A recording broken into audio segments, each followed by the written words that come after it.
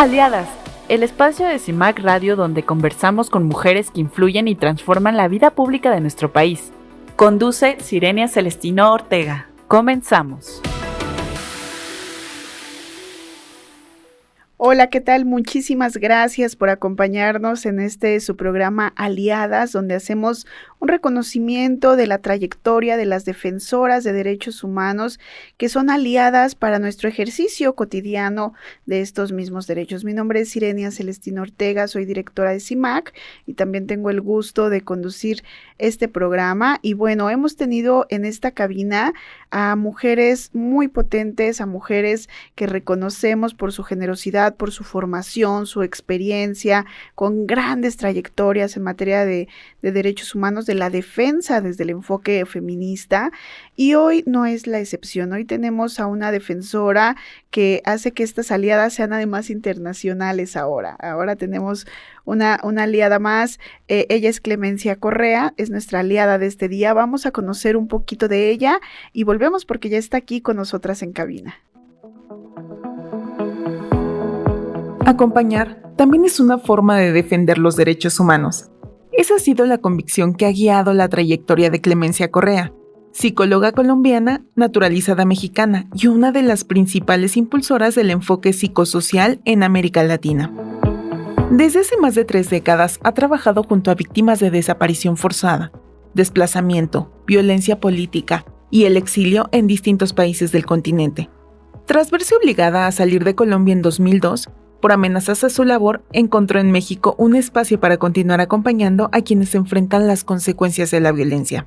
En 2013 cofundó Aluna, Acompañamiento Psicológico, organización dedicada a fortalecer el bienestar de personas defensoras de derechos humanos, periodistas y colectivos afectados por la violencia. También ha sido profesora universitaria, perito psicosocial ante la Corte Interamericana de Derechos Humanos e integrante de diversas iniciativas internacionales de memoria, verdad y justicia.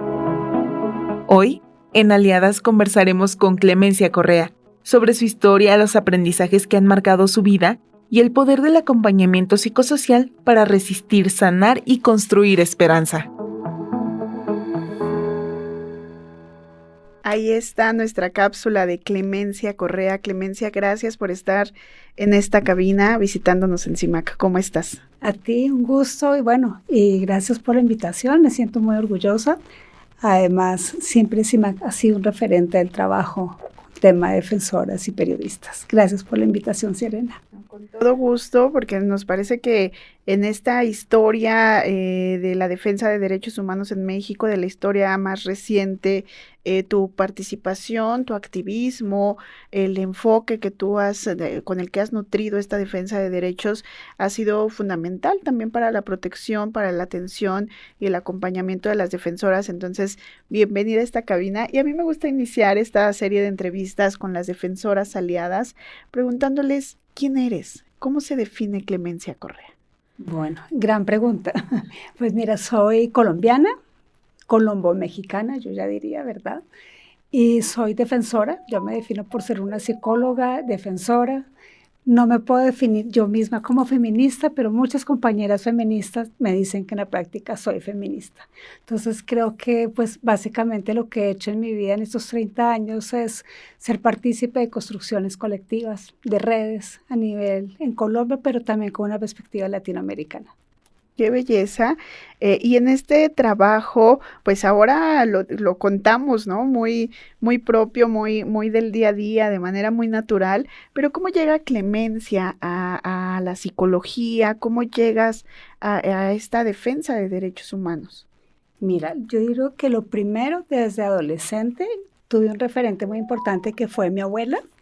Mi abuela era una mujer muy, digamos, muy avanzada de la época en Colombia, y es la que primero crea el colegio mixto. Es la primera en Colombia que crea un colegio mixto, y esto para mí, digamos, siempre hablando con ella, pues la importancia de crear espacios diferentes y vamos a decir como que promovieran espacios más de democracia, espacios que permitieran el intercambio entre hombres y mujeres. Entonces ella para mí fue como un referente muy importante. Y el otro referente, mi mamá. Bueno, mi abuela murió, mi mamá todavía vive.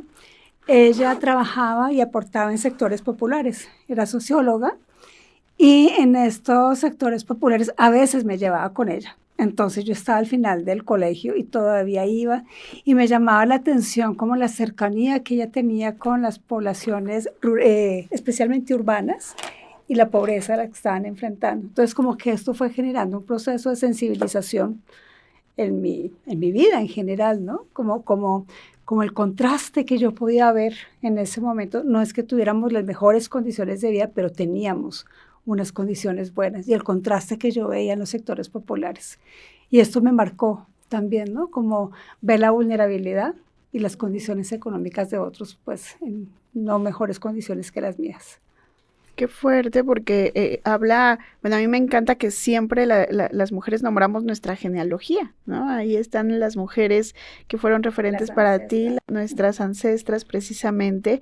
¿Cómo es, tú sales en 2002 de Colombia? ¿Qué pasa? ¿Qué transcurre allá? Para que decidas, ¿verdad? Venir para acá. Tú ya estabas trabajando en este acompañamiento. ¿Cómo fue? Sí, mira, primero decirte que en la universidad, yo estudié psicología en la Universidad Javeriana, que es homóloga como si fuera aquí la Ibero, ¿no? Y tuve la posibilidad de trabajar en el departamento de psicología social. Ahí pues me marcó la carrera, porque si bien pasé por prácticas clínicas, educativas, me quedé con el enfoque desde la psicología social desde el principio. Y para mí hay como dos hechos que me marcan en la carrera. Estábamos en contexto en Colombia muy complejo. Yo creo que siempre es importante ubicar el contexto de donde surgimos, y siempre en Colombia desde los años 60 en guerra, un conflicto armado interno muy fuerte. Pero en esta construcción, en esos momentos, hay un hecho que yo vi por televisión terminando la carrera, que era la toma del Palacio de Justicia. Y era en el centro de la ciudad, puro en el Capitolio, o sea, en el centro de la ciudad está la Corte de Justicia, y entran unos guerrilleros, que en ese momento era el del M-19, entran al Palacio de Justicia, pero para ser atacados entra el ejército. Y el ejército irrumpe, o sea, con tanques, y esto lo estábamos viendo por televisión, a la plaza, como decir aquí el Zócalo, mucho más pequeño en Bogotá, y era muy impresionante ver lo que estaba pasando. A partir de ahí se sabe que hubo bastantes familiares desaparecidos.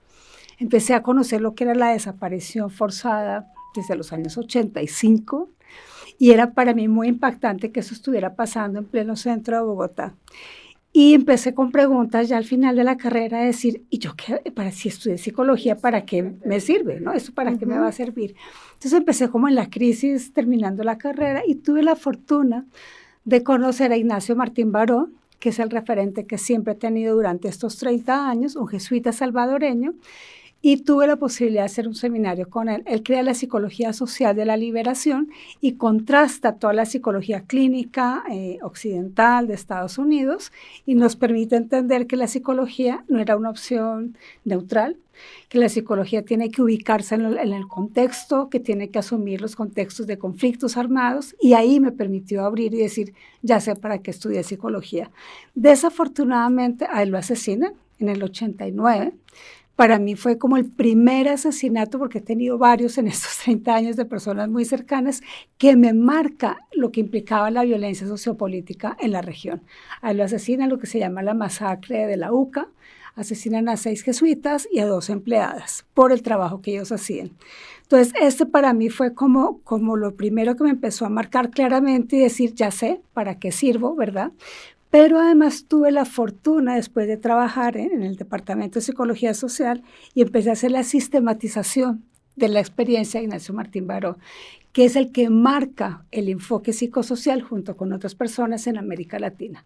Entonces, a partir de ahí, desde el 89, pues he podido conocer, retroalimentar y rehacer el enfoque psicosocial. Eso en la universidad. Y posteriormente, estando en la universidad, en el 91, se está dando la constituyente en Colombia, que es la segunda vez, así que se renueva la Constitución, y tuve la posibilidad de participar en grupos de análisis. Ahí empecé a formarme también en materia de derechos humanos. Yo no tenía ni idea de derechos humanos, pero conocí un grupo de personas que trabajaban en la Comisión Intereclesial de Justicia y Paz, que es donde yo trabajé por 12 años más o menos en Colombia antes de salir. Ahí también, en este proceso de la constituyente, conocí a Eduardo Maño Mendoza, que es la segunda persona que asesinan, muy amigo con el cual estuvimos trabajando en la Constituyente y en la defensa de los derechos humanos. Y ya con la Comisión de Justicia y Paz me permitió entrar, formarme en los derechos humanos con el padre Javier Giraldo, que cuando quieran, yo creo que es de las personas que más sabe de conflicto armado, de la estructura de los grupos paramilitares, y ahí fue donde entendí lo que implicaba trabajar en la guerra, lo que implicaba el rol de quienes acompañamos. Yo estuve trabajando con comunidades desplazadas en el Chocó, me tocó estar cerca de otro de los asesinatos que marcó mi carrera, que fue el asesinato de un afrocolombiano en una comunidad. Le cortan la cabeza y juegan fútbol con él delante de toda la comunidad. Estuvimos acompañando a esta comunidad por más de 7 años y empecé a entender lo que implica el horror. Y entender el horror para mí siempre ha sido como una meta. O sea, si no entendemos lo que es la violencia, cómo se reconfiguran los actores, las intencionalidades de causar daño, pues no va a ser posible crear ningún tipo de estrategia. Y para mí lo que fue esta comunidad del Chocó, la defensa de territorio, me permitió acercarme a vamos a decir, un acompañamiento integral. En la defensa de derechos, en el acompañamiento psicosocial, ¿verdad? Y en todo un proceso de exigencia de verdad, justicia y reparación. Esos son como los hechos que me marcaron, pero otro muy fuerte años después, acompañando también a los familiares del Palacio de Justicia, 10 años después, ¿verdad? En parte la exigencia, ellos estaban buscando también, pues obviamente, qué pasaba con los familiares desaparecidos, y una vez que estábamos en un proceso frente a la Fiscalía, nos dicen que vayamos con las víctimas, acompañamos a las víctimas y nos entregan una caja de cartón donde venía supuestamente los restos de un familiar. Y ahí entendí lo que implicaba la exigencia de verdad, justicia y reparación en términos de dignidad. O sea, pudiera contarte muchísimas experiencias, pero era como estos hitos, ¿verdad? De qué implica acompañar, cuál es la ética del acompañamiento, pero siempre partiendo del dolor y la necesidad de las víctimas, ¿no? O sea, aquí fueron 12 años de muchísimas experiencias y ver la atrocidad de las formas en que el Estado trataba a las víctimas, ¿no? Entonces creo que el nivel de frustración que se generaba y la impotencia de los familiares, pero también de quienes estábamos acompañando. Todo esto fueron parte de los acompañamientos que obviamente pues terminamos siendo muy visibles en la Comisión de Justicia y Paz y empezamos a recibir muchísimas amenazas y pues ya me dijeron que era mejor que saliera por un rato, ¿verdad? Como para bajar el perfil. Y ese rato se hizo más de 20 años. Así es, escucharte es muy, muy revelador, porque en estos contextos que viven nuestros países en América Latina, entender el trabajo en psicología no puede ser un trabajo clásico, ¿no? Aislado, entendiendo procesos individuales únicamente, ¿no? Sino en estos contextos amplios, marcados muchas veces por conflictos armados, marcados por protesta social, marcados por violaciones a derechos humanos, te obliga a mirar de una forma mucho más amplia la labor que realizas. Y en ese sentido, tú vienes a México después de este contexto que nos has dado de Colombia, vienes a México en 2002. ¿Y con qué México te encuentras? Mira, es una pregunta interesante. Yo cuando llegué como creo que cualquier persona exiliada, como tratando de decir en dónde estoy, qué hago aquí y para dónde voy. Estuve un tiempo trabajando como consultora. Me costó mucho trabajo ese rol de consultora porque era trabajando individualmente cuando llevaba mucho tiempo trabajando en procesos colectivos y especialmente con grupos que trabajamos en la comisión. Y entonces, poco a poco se fueron dando escenarios que a mí me marcaron en México y yo dije, aparentemente México está bien, no hay tanta violencia como en Colombia y realmente no había en ese momento tanta violencia como en Colombia. Sin embargo, creo que lo que sucedió en Atenco a mí me marcó estar viendo nuevamente por televisión la represión estatal de tal magnitud de ver los policías están entrando a las casas y yo no lo podía creer porque para mí México tenía otra imagen, ¿no? la imagen que se conocía de un México democrático, de un país referente en América Latina. Entonces, y posteriormente se da lo que empezó a darse con la supuesta guerra contra el narcotráfico de Calderón, y ahí empecé a entender este otro México. Me acuerdo mucho en algunos espacios de análisis que me invitaban y se decía, pues vamos a ir hacia una transición democrática. Yo no entendía a qué se referían con la transición democrática, porque solamente por cambiar de partido, para mí no era una transición democrática. Entonces dije, tengo que entender a qué México nos estamos refiriendo. Y pues efectivamente, pues ahí ya empezaron a darse diferentes escenarios de violencia y empecé con algunos compañeros, de entre ellos para mí son referentes muy importantes, David Bermúdez, que en ese momento estaba como director de Serapaz. Serapaz siempre fue una organización aliada. Estaba José Rosario Marroquín, que fue en ese momento el director del PRO. Está otro compañero que era Mauricio Salazar. También nos reuníamos con otro, estaba Marcela Turati, o sea, a veces teníamos como diferentes reuniones. Y también se cruzó en mi vida y se llamaba, o se llama todavía, Rainer, que Rainer yo lo había conocido en Colombia, y me dijo, ¿tú qué haces aquí en México? Lo conocí en una reunión. Yo conozco tu trabajo en Colombia, ¿por qué estás trabajando sola? Y también conocí a Volcan Seis, que en ese momento estaba también en Par para el Mundo. Y me dijo, ¿tú qué haces trabajando sola? Tienes riesgo, toda la experiencia que tienes, ¿por qué no haces un proyecto? Yo dije, no, yo no quiero hacer ningún proyecto. Dijo, ¿por qué no? Y con estas personas que te estoy nombrando, la propuesta fue, ¿por qué no inicias un proyecto como algo piloto que permita sistematizar tu experiencia de Colombia, que permita resignificar lo que has vivido en Colombia y crear un proyecto para ver cómo se puede aportar aquí en México? Ese realmente fue el inicio de Aluna en el 2013. Y así tal cual, como que dije, bueno, está bien, lo podemos intentar. Y me dijeron, sería importante pues un nombre de una organización. Y yo dije, no tengo nombre, no quiero que se llame por siglas. Y soñé un día, ¿verdad? Yo dije, ¿cuál es mi nacimiento espiritual? ¿De dónde vengo? Y yo vengo desde la Sierra Nevada de Santa Marta, espiritualmente. Empecé a buscar qué significaba el nacimiento espiritual en la Sierra Nevada de Santa Marta en Colombia y aparece el nombre de Aluna. El significado de Aluna realmente es como este nacimiento del universo, de cómo se crea la Tierra, cómo se crea el universo y todo el proceso de memoria que constituye la creación de un universo y donde se recrea diferentes acciones y de memoria. Entonces dije, va a ser Aluna, y así surgió Aluna. Qué belleza de nombre, además, ¿no? En este despertar espiritual, pero han pasado ya 10 años de cuando tú llegaste a cuando se forma, a cuando se crea Luna.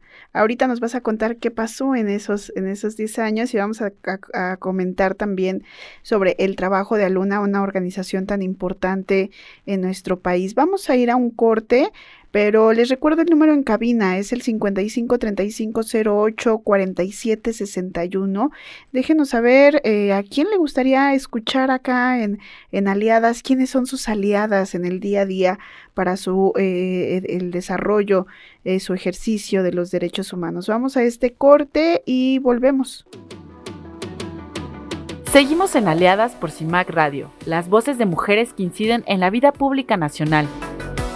Conduce Sirenia Celestino Ortega. No te despegues.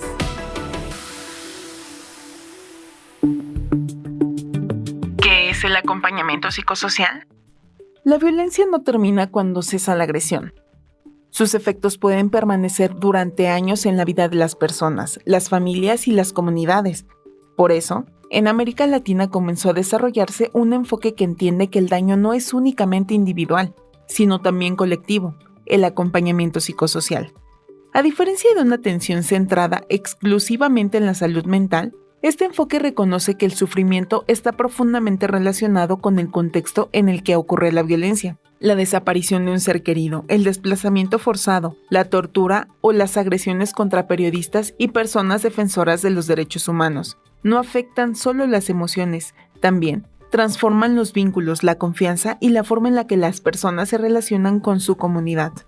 El acompañamiento psicosocial busca fortalecer las capacidades de quienes han vivido estas experiencias, promoviendo espacios de escucha, redes de apoyo y procesos que contribuyan a la reconstrucción de la memoria, la dignidad y el ejercicio de los derechos humanos. Más que ayudar a superar el dolor, este enfoque apuesta por que las personas recuperen herramientas para construir sus proyectos de vida y seguir participando en la transformación de sus comunidades. Seguimos en Aliadas por CIMAC Radio, las voces de mujeres que inciden en la vida pública nacional. Conduce Sirenia Celestino Ortega. No te despegues. Gracias por seguir con nosotras. Les recuerdo que nos pueden seguir en redes sociales. Estamos en X, en Facebook, en Instagram, en todas las redes sociales, en nuestro canal de WhatsApp, por supuesto, como CIMAC Noticias. También les invito a que vayan a Spotify, a Amazon Music, a YouTube, a escucharnos, a escuchar el resto de las aliadas y esta aliada, por supuesto. Nos encuentran como CIMAC Radio. Y estamos conversando en este día. Nuestra aliada de hoy es Clemencia Correa. Ella es psicóloga colombiana, fundadora de Aluna, que ya nos comentaba cómo surgió este nombre de Aluna y cómo llega acá a México. Y precisamente Clemencia, un trabajo que ha hecho Aluna a lo largo de estos años ha sido pues el acompañamiento psicosocial. El acompañamiento psicosocial que para ustedes es clarísimo y que nosotras que poco a poco vamos también acompañando la defensa de derechos humanos de las mujeres y de la labor periodística, vemos una gran necesidad de su implementación. Pero cuéntanos, ¿cómo definimos el acompañamiento psicosocial? ¿Cómo tú llegas de Colombia con todo este trabajo en este contexto que nos has nombrado y lo incorporas en nuestro país? Bueno, mira, hay muchas formas de definirlo. Yo creo que lo importante es que el enfoque psicosocial surge en América Latina a partir de las experiencias del Cono Sur, en Centroamérica con la guerra también y con Ignacio Martín Baró, y en Colombia también a partir de los contextos algunas personas estamos como fortaleciendo esta mirada. Entonces, desde ahí el acompañamiento podemos definirlo como una forma de ver, interpretar y comprender los daños personales, colectivos y sociales que se dan en un contexto de violencia sociopolítica. Y el fin de este acompañamiento es fortalecer a las personas que han sido afectadas o víctimas, preferimos afectadas, por este contexto de violencia.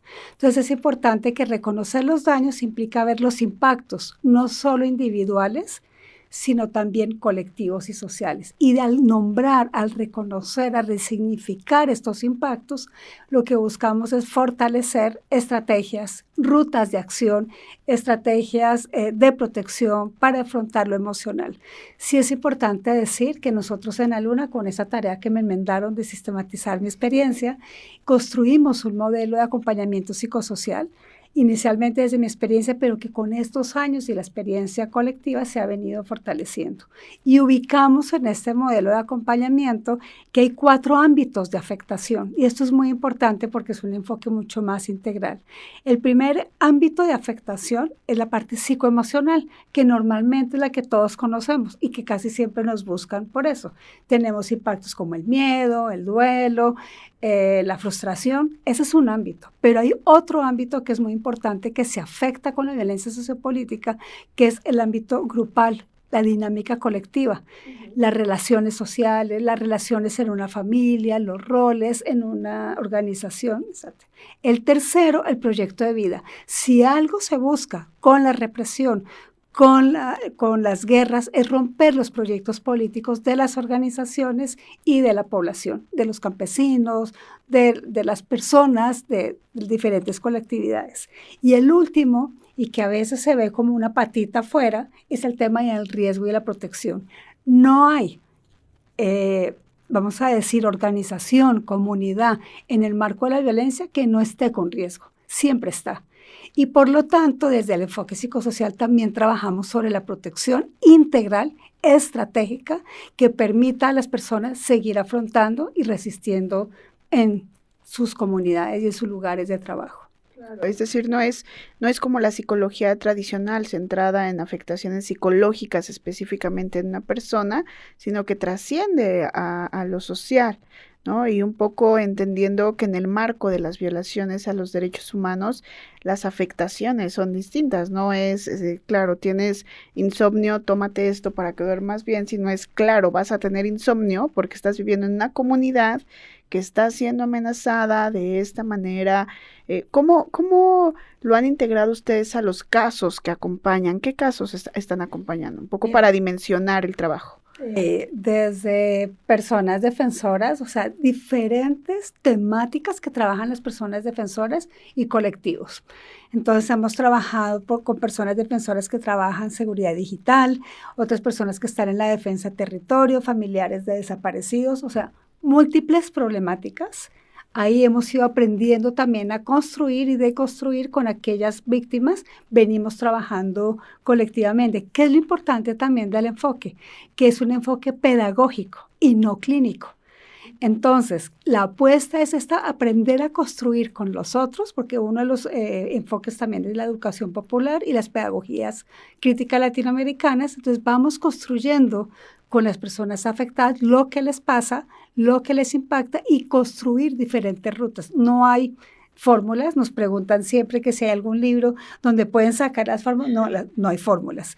Entonces lo que hacemos es eso, y también importante en los últimos años hemos trabajado con periodistas, que ya será otro tema. Siempre digo que los periodistas es una población bastante compleja porque la mayoría de las veces son personas individuales. Últimamente en México pues ya trabajan más colectivamente, redes, ¿no? También lo acompañamos, pero sí hay una característica diferente, las personas defensoras de derechos humanos y los periodistas, y también los colectivos que están de base a colectivos rurales. O sea, hay todo esto, lo que hace el modelo es ajustarse a las necesidades de la población. Bueno, y el tema del exilio, que ha sido también ya como la última parte del trabajo también en la Luna, entre otros. Bueno, y en particular hemos profundizado, somos parte de algunos colectivos por el desplazamiento forzado interno en México.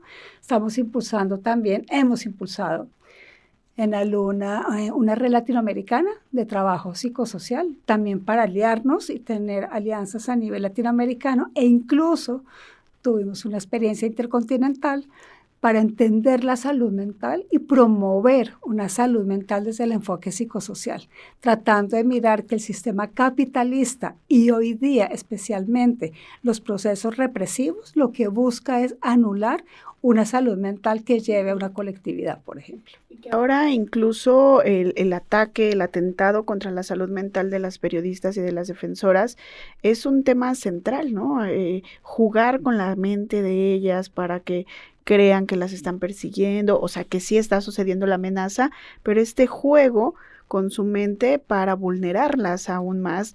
Y quienes nos dedicamos, bueno, tú sabes que CIMAC hacemos protección a mujeres periodistas específicamente, vemos que para lograr una atención integral se requiere también la atención a la salud mental de las periodistas. En este sentido, Clemencia, a mí me gustaría preguntarte, en la experiencia a lo largo de todos estos años, ¿qué tendencias observas específicamente en los casos de mujeres defensoras? ¿Qué marcas tienen, verdad? ¿Qué afectaciones tienen cuando enfrentan amenaza y en las mujeres periodistas? Sí, mira, primero también decirte que es importante entender cuál es la intencionalidad de los victimarios. Y ahí vas a entender también mucho los impactos. Entonces, yo creo que lo saben todas quienes nos están escuchando, ¿verdad? Tienen mucha más experiencia, pero la intencionalidad obviamente es quitar este rol protagónico, este poder que ha venido teniendo cada vez las mujeres, quitar el rol del cuidado colectivo, que es también el centro para la defensa de los derechos humanos. Y en ese sentido también los impactos van encaminados a, la sexualización también de la violencia, ¿no? Entonces, la mayoría de los ataques que van teniendo las defensoras son en relación a su sexualidad, a sus hijos, a su rol como madre, como mujer, y en ese sentido los impactos se van también configurando. Entonces, en algunas ocasiones, y yo no daría tanto énfasis en esto cuando es público, ¿verdad? Porque que los victimarios conozcan todas las afectaciones, no les voy a dar todo lo que han logrado, pero bueno, podemos hablar muchas veces de la afectación de la autoestima, la culpa, creo que es algo que hemos trabajado bastante, ¿no? O sea, cómo la culpa de lo que no hice, de lo que pude hacer, de lo que pasa con los familiares, con los hijos, porque es que asumir un rol de la mujer de defensa de los derechos humanos te implica necesariamente un riesgo, te implica tomar decisiones de alejarte muchas veces de la familia en el centro y eso pues no es tan fácil de tramitar. Sin embargo, creo que si algo han hecho las defensoras en América Latina es crear diferentes formas de protección y de espacios cuidados, espacios de protección, y esto pues ha ido agarrando cada vez más fuerza. O sea, en Colombia, aquí en México, bueno, conocemos también la IMD, que es una experiencia muy importante en Mesoamérica, las redes que hay en Colombia, en Guatemala, o sea, las mujeres indígenas, o sea, el rol que juegan las mujeres en el marco de la protección estratégica, no solamente con esta imagen de que porque eres mujer cuidas, no, eso sería bastante estereotipado, ¿no? Al contrario, es porque tienes una mirada de protección, pero y la vuelcas hacia una mirada mucho más estratégica, integral del cuidado, no solamente de sí misma como defensora, sino de otros.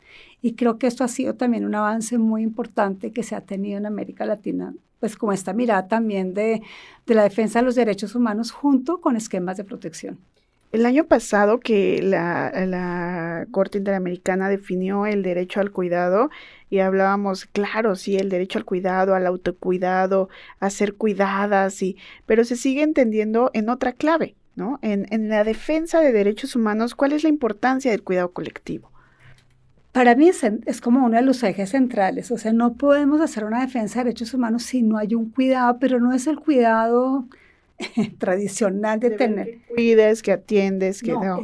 Es como un poco, y te voy a profundizar para mí, que implicaría un cuidado estratégico, ¿verdad?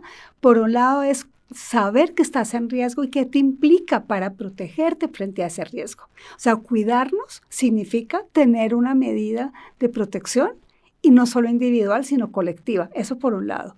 Lo otro que creo que es importante cuando hablamos de los cuidados es que para cuidarte tienes que saber de qué te cuidas.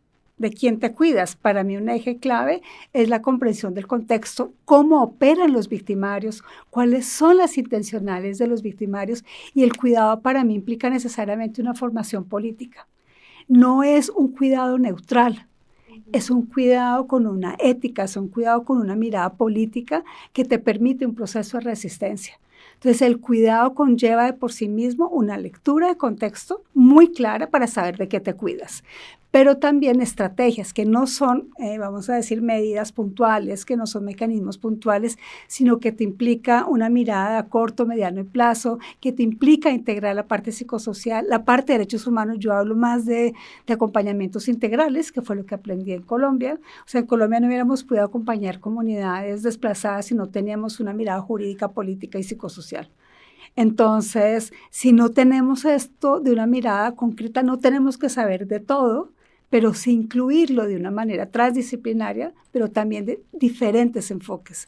El tema, digamos, se nos olvidó también la parte interseccional. Interseccional también es fundamental, el enfoque intercultural, y creo que son los retos que enfrentamos hoy día con los acompañamientos. Si hacemos un acompañamiento plenamente jurídico, pues es que resulta que el contexto no te da, porque es que la justicia ahorita no te está dando resultados. Si te centras solamente en un proceso de exigencia, ¿verdad? Tampoco lo político. O sea, si no tenemos esa mirada actualmente, no tenemos la capacidad de responder a lo que el contexto nos está demandando hoy día.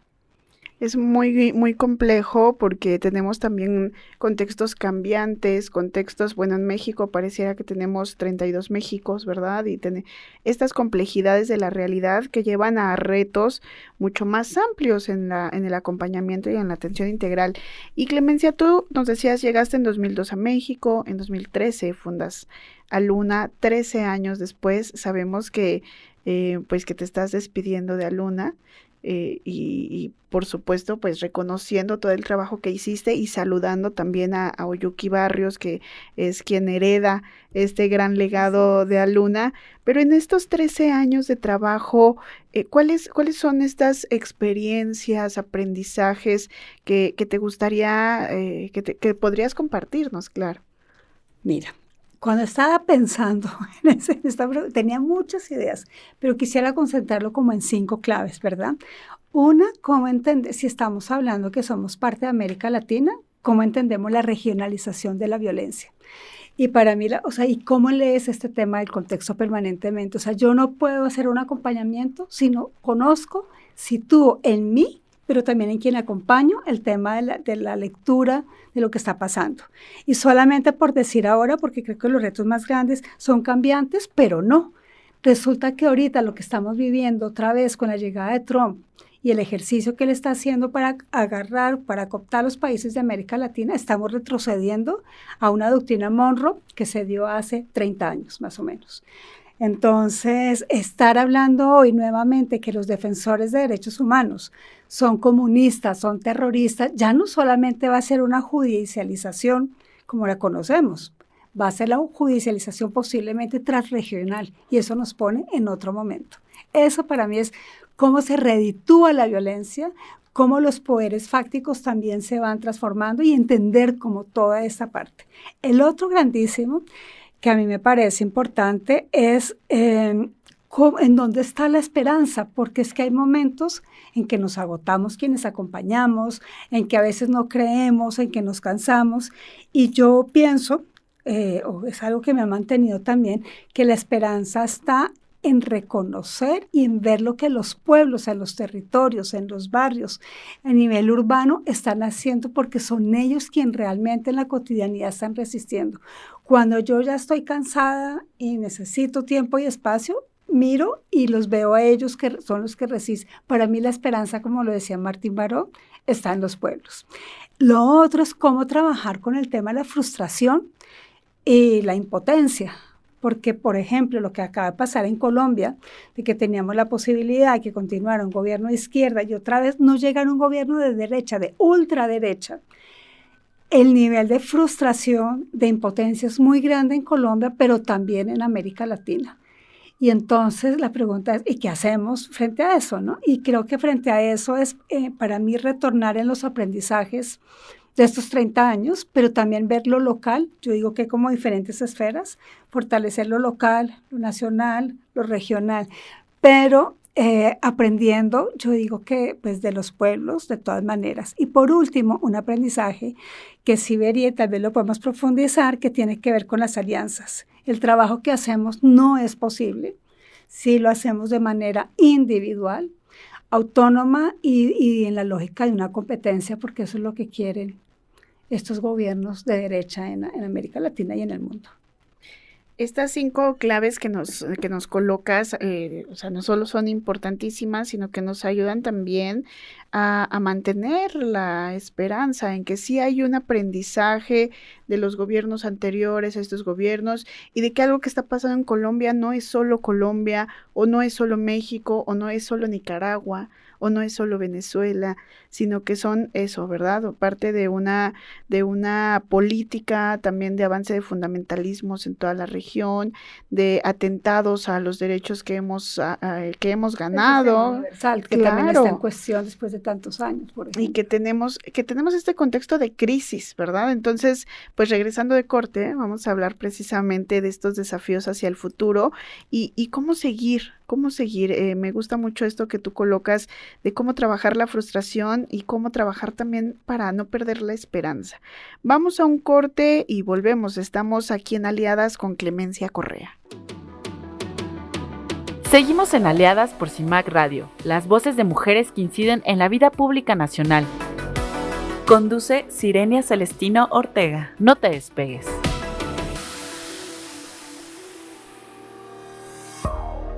En México y América Latina, mujeres periodistas informan desde territorios marcados por la violencia y la impunidad. CIMAC Radio presenta Afrontar el miedo, periodismo de mujeres en territorios de macrocriminalidad, un espacio para escuchar historias de quienes investigan, documentan y cuentan lo que ocurre en contextos donde informar también implica riesgo. Un programa que visibiliza el trabajo, los desafíos y la resistencia de mujeres periodistas que ejercen su labor frente al poder, la violencia y la impunidad.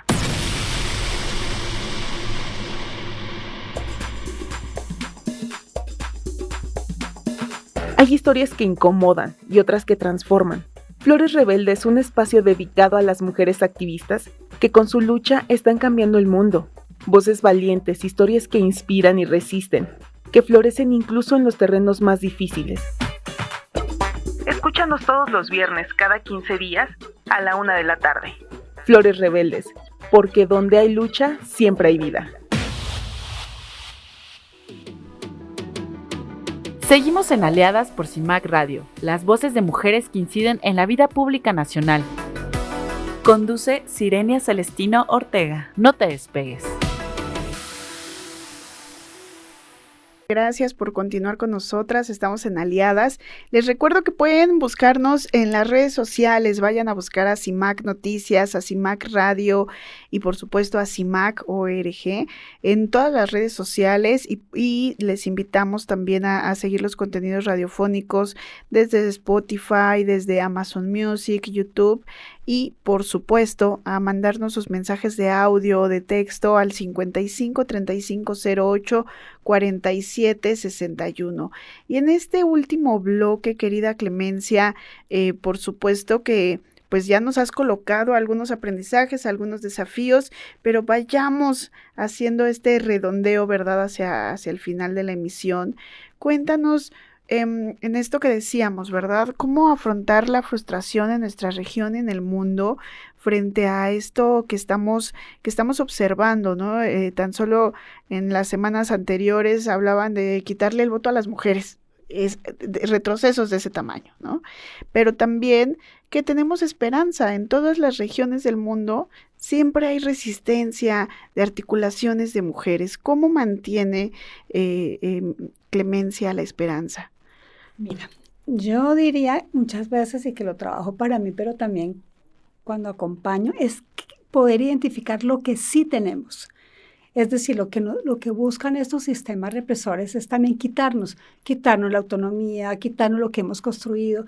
Y pienso que ver lo que sí tenemos y no perderlo nos da la posibilidad de decir sí tenemos hacia dónde. Y voy a poner algunos ejemplos. México es una luz todavía de esperanza en América Latina.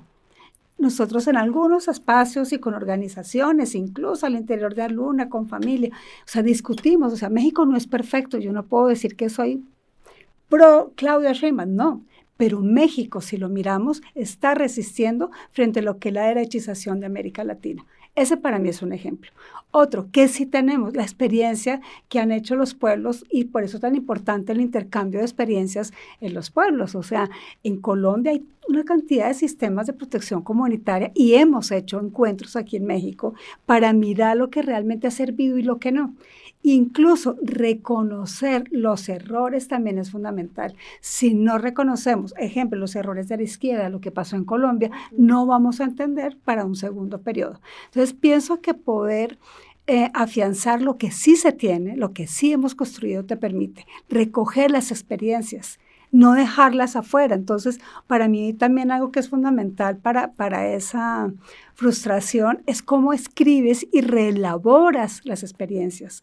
Dejar sin escribir lo que hemos hecho es perder también la historia. Si algo se quiere en los sistemas también de represión es el olvido. Prácticamente está escrito en los manuales de inteligencia, crear, y eso es muy importante también, cómo utilizan la psicología para llevar a las personas al olvido, para que las personas no se solidaricen. Entonces, pues es parte del sistema básico de represión, ¿verdad? Que está escrito en los manuales de inteligencia.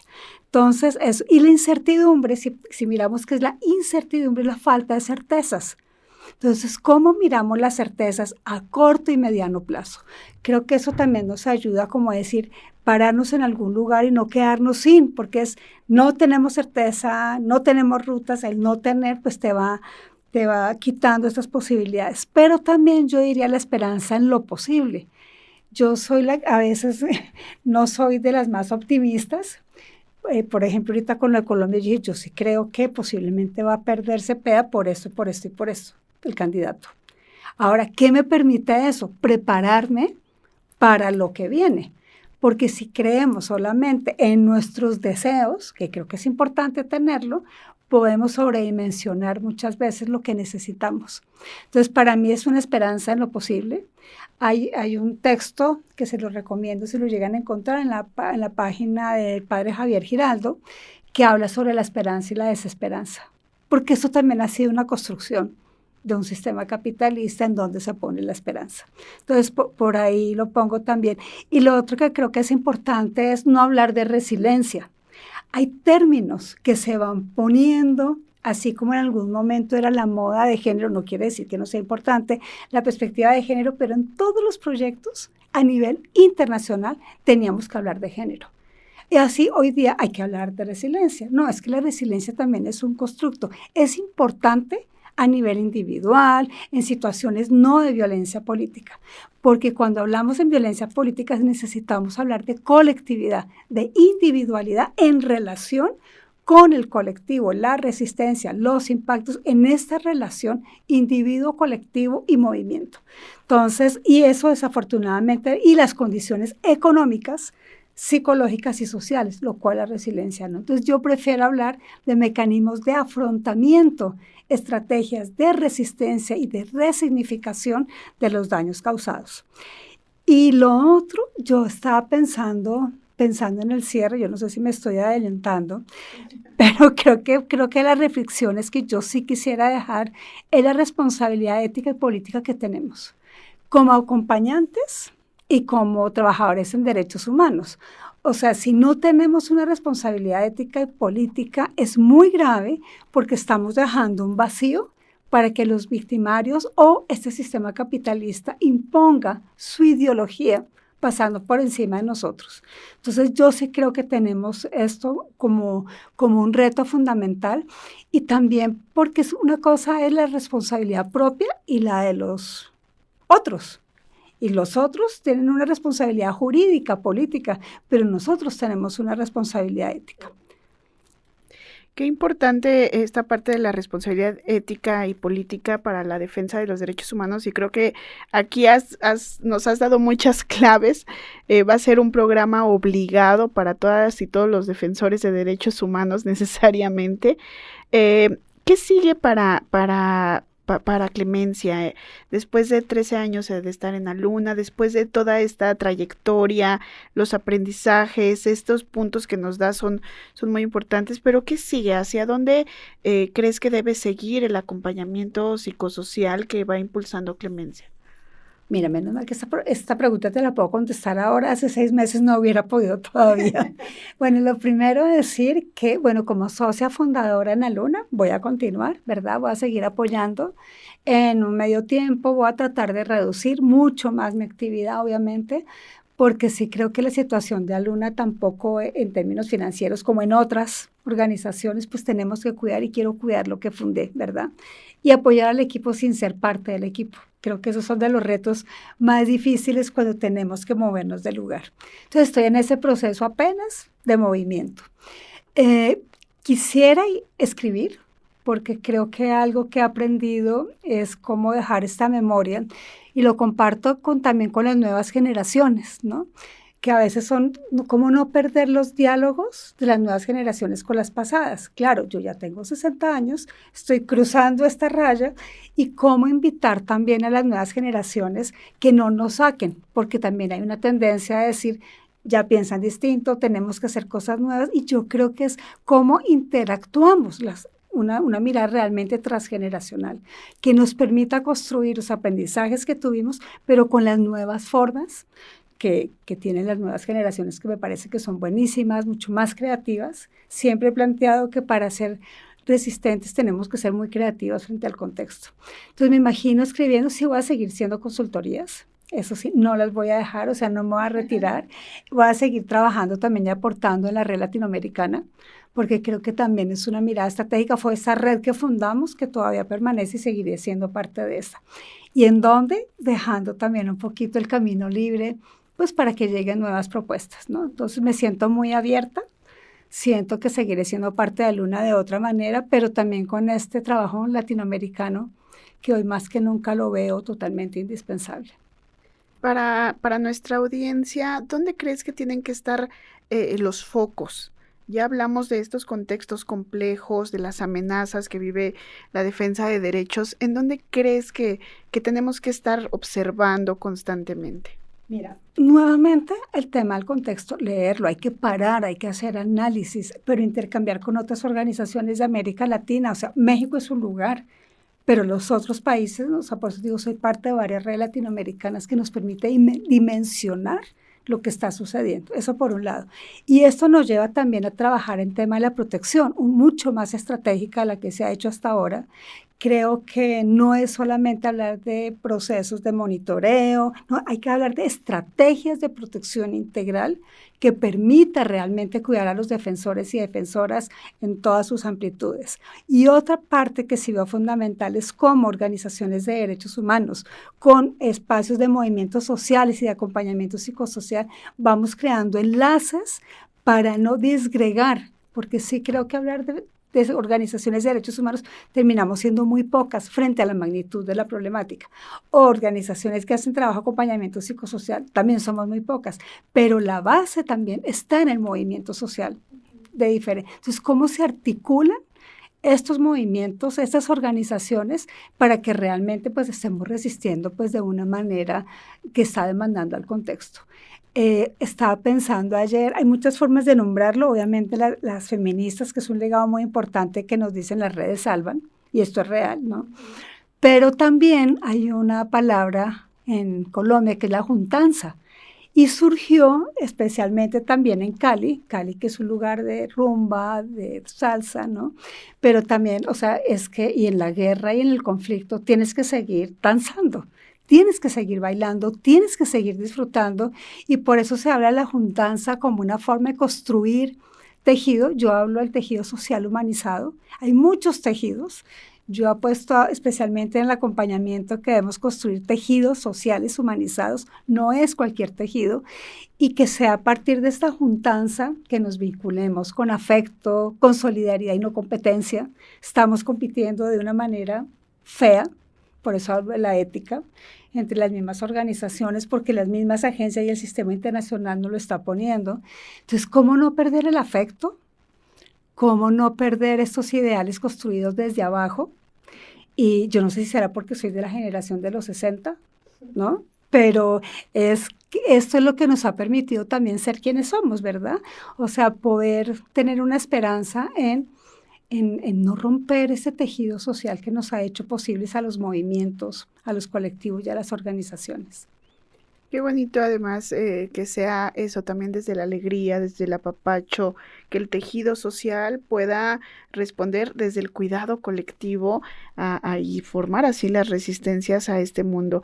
Nos estamos acercando hacia el final de la emisión, Clemencia, pero yo no quisiera irme sin preguntarte cuál es el mensaje también para quienes están viviendo la amenaza. Esta semana fue asesinado un periodista, tú lo sabes, en Oaxaca, Alejandro Leiva, y pues sí, es parte de un contexto pues que no cesa, ¿no? El 2025 fue el año más peligroso para la prensa, y este 2026 viene... 19 periodistas asesinados en México. En este año, este es el 8º, entonces de ese tamaño es, ¿no? ¿Cuál sería tu mensaje para estas periodistas que están en las comunidades donde se agudiza la violencia y donde pues el contexto también te obliga a actuar de manera muy rápida, de manera, pues eso, como van pudiendo? Yo creo que ahí hay también saberes, ¿no? Pero ¿cuál sería tu mensaje para estos riesgos latentes? Pero es que, mira, tiene que ver con lo que he tratado también de hilarlo de diferentes maneras ahorita en la entrevista. Y no es fácil a nivel local porque la cotidianidad te subsume y te cuesta trabajo ver lo que está sucediendo. Pensando en los periodistas y en las personas defensoras, es cómo realmente ver. Yo quiero dejar este mensaje. ¿Qué significa ver? Yo siempre digo en los talleres, a veces tienes que pones unos lentes para ver una realidad de riesgo, de violencia, y no seguir, como tú lo decías ahorita, haciendo y haciendo sin darte cuenta del riesgo que estás teniendo. No es dejar de hacer, es saber cómo lo haces. No es seguir solo, es con quien te alías. O sea, es cómo reconstruyes tu forma de ser periodista. Es imposible en México hacer un periodista individualizado, que está aislado, que no tiene redes. O sea, esto no es posible. Y no puedes hacer periodismo ni hacer la defensa de los derechos humanos si no asumes los riesgos y no necesitamos más héroes, porque estamos cansados de héroes, víctimas en América Latina. Entonces, no es dejar de hacer, es cómo lo haces, cómo lo resignificas, y creo que hay muchas personas que te van a ayudar y vas a tener muchas alianzas si las buscas. Y también nosotros, si sabemos que hay personas en riesgo, podemos acercar también.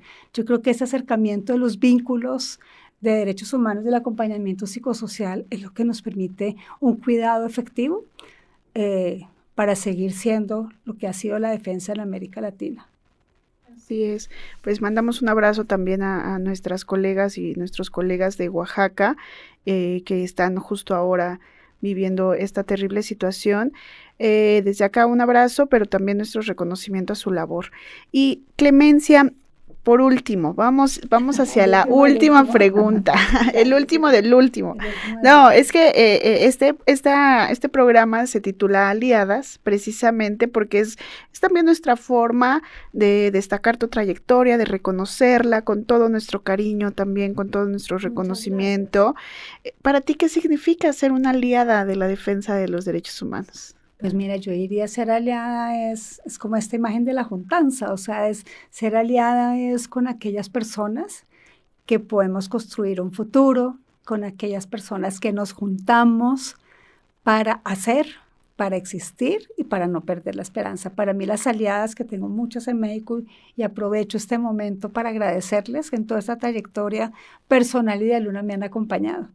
Entonces digo, gracias a esas aliadas, soy quien soy en México. Y algo que tú decías que es vital, y cierro con esto, la necesidad del reconocimiento del trabajo. Y por eso el reconocimiento de aquellos periodistas que están siendo asesinados, pero también de quienes somos defensoras y quienes son periodistas, ese reconocimiento es vital para poder dar paso a otras generaciones, a otras ideas y para seguir construyendo juntas. Gracias por estar con nosotras aquí en nuestra cabina. Gracias por aceptar la invitación, Clemencia. Gracias, Serena. Gracias a CIMAC, a todas ustedes y al programa de Aliadas, que es un espacio fundamental para el reconocimiento de todas nosotras. Muchísimas gracias. Pues gracias a ustedes también, querida audiencia, queridas compañeras que acudieron a esta emisión. Les agradecemos mucho que sigan escuchando estos episodios de Aliadas. La producción de este programa estuvo a cargo de Yasmín Hernández Contreras y nos escuchamos el próximo jueves en una emisión más de Aliadas. Gracias por su escucha.